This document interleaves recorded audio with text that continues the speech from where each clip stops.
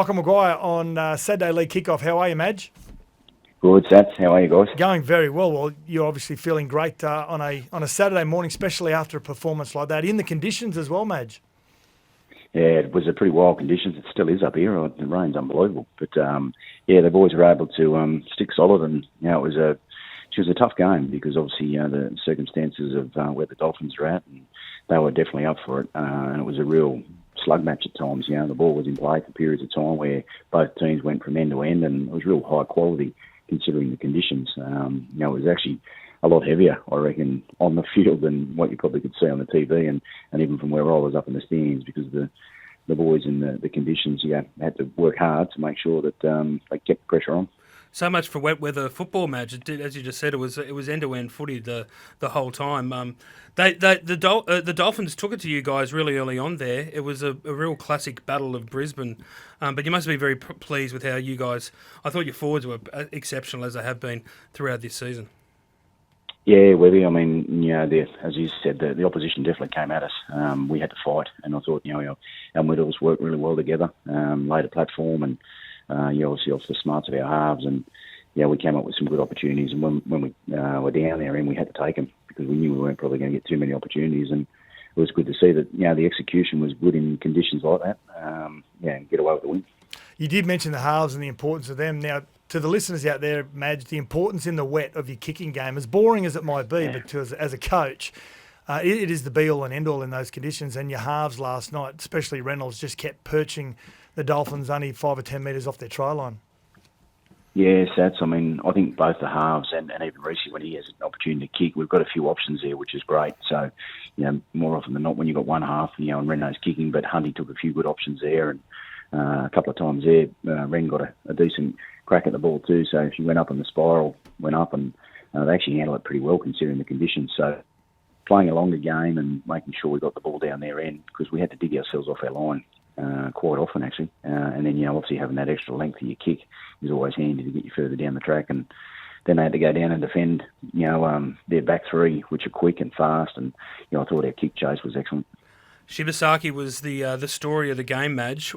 Tell us a little bit about his journey and what you said to him in the pre-season, what your expectations were. He had he's always been a quality player, but he's been a bit of a journeyman the last few years. Were you surprised by what he produced last night? Not from how hard he worked throughout the pre-season, but again, it is a great story, and he's obviously spent a bit of time away, and he was in the game early, and then he left, and he's come back, and I think he's just at a point in his life where he realised that he wanted to have a red hot crack. And I'll never forget the first day. He probably kicked me for telling this one, but when he first arrived, he'd done a lot of work prior. I think that first day, and he turned up, and he was under the pump in the first day, and I looked at it and I went, oh, geez, what have I got here? But to where he was then, to where he is now, it's a real credit to him. He's just worked extremely hard throughout the pre-season, and he's actually got some good leadership about him as well. Like, he's got good presence in the team, and he talks well. And because he's been around a lot of the boys years and years ago, he's pretty close with them. So the relationship between the group is obviously something there that they've been working at, and Gem's been able to add a lot to that. He's a big unit too. Now, Payne Haas last night, again, he was outstanding, especially in his second stint, Madge.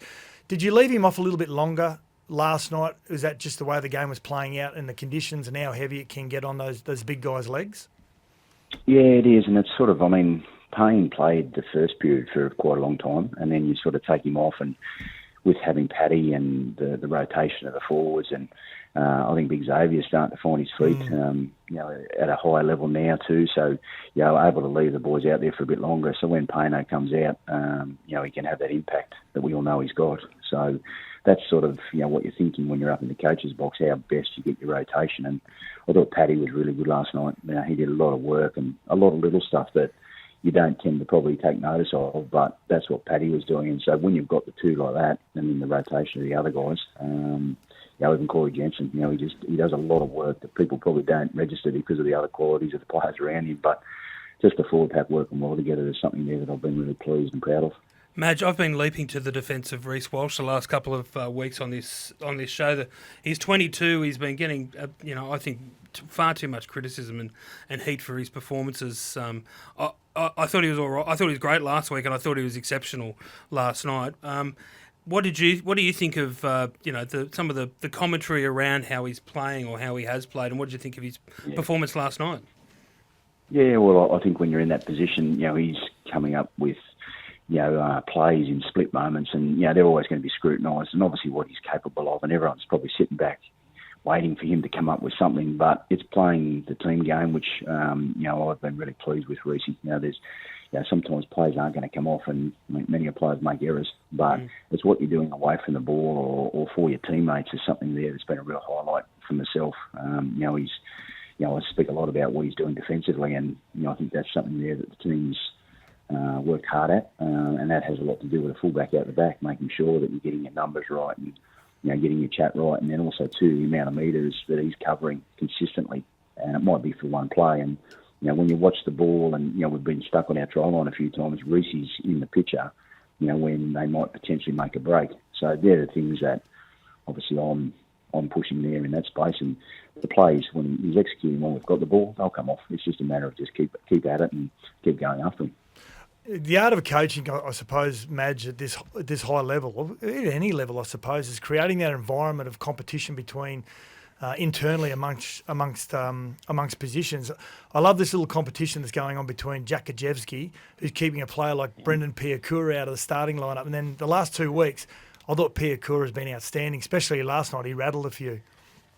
Yeah. Brendan's a good player. They both are, obviously. And it's just the little things that the team themselves, pushing hard, that makes us who we are. And Jack at the moment's doing a good job in that space, but Brendan's been able to come on, and he'll get plenty more time as we move forward. And I thought Brendan was strong when he came on. He's got good footwork, and obviously his contacts. When you saw that last night, he's got some good contact. But just the way they're working together and the cohesion or the connection of the players.